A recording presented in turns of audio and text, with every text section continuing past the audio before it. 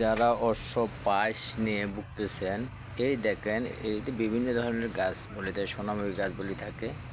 এই দেখেন এই গাছের শিয়র, রস, পাতা দুইটা খাইতে পারে। শাকের মতো ভাজি যদি খান আপনারা অনেক উপকৃত হবেন।